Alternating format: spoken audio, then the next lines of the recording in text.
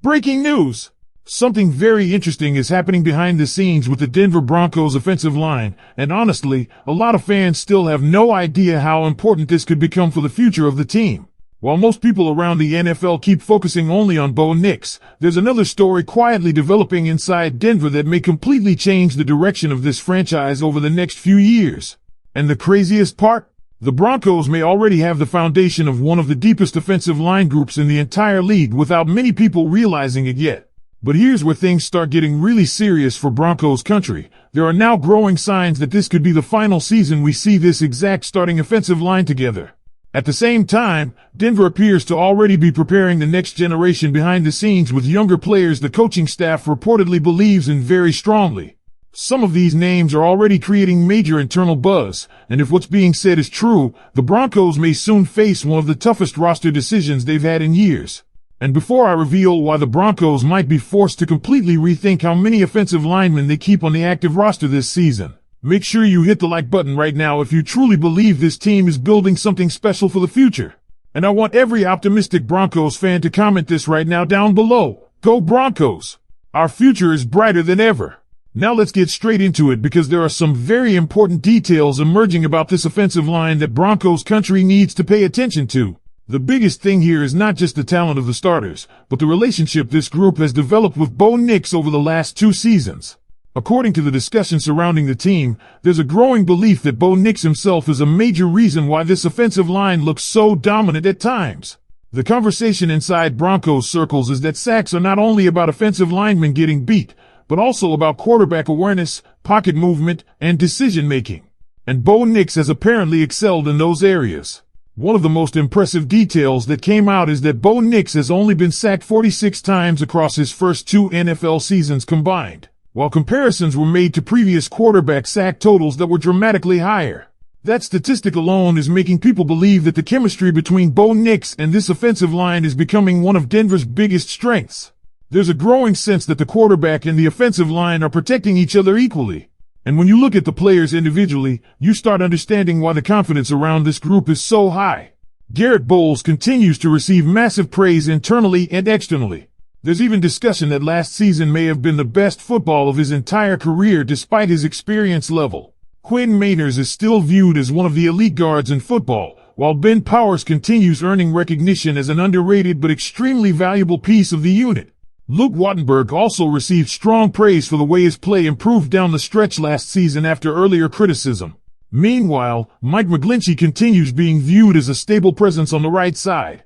What's making this situation even more fascinating is that many around the organization reportedly believe this could be the final season this exact starting 5 stays together. Financial realities are starting to enter the conversation, and there's growing discussion that Denver is already preparing future succession plans behind the scenes. The Broncos appear to understand that eventually difficult decisions will have to be made regarding some veteran contracts. And that's where the depth story becomes absolutely huge. One of the most interesting developments is how much confidence the Broncos now seem to have in players like Alex Palczewski and Frank Crum. Last season forced Denver to test its depth in real game situations, and according to everything being discussed, the coaching staff came away extremely impressed. Palczewski especially earned attention because of his versatility. Originally viewed mainly as a right-side player, he stepped into multiple situations and reportedly handled them very well. There were even conversations among fans about whether he could eventually become part of the future starting offensive line configuration. Then there's Frank Crum, who started earning recognition not only for his role flexibility but also because Denver clearly continued investing belief in his development. The Broncos appear to value players who can grow within their system over multiple years instead of constantly rebuilding the depth chart from scratch every offseason. And honestly, that philosophy is becoming clearer and clearer when you examine how they're building this offensive line room. But one of the biggest surprises involves rookie offensive lineman Cage Casey. The Broncos reportedly believe he has legitimate starting traits not only at guard, but potentially at center as well.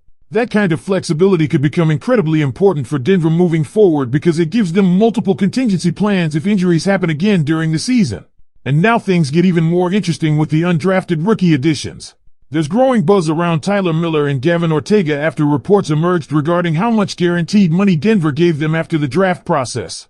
Tyler Miller especially is becoming a name Broncos fans should remember because he reportedly received one of the largest guaranteed deals the Broncos have ever given an undrafted offensive lineman. The belief inside the discussion surrounding the team is that Denver truly viewed him as a draftable player.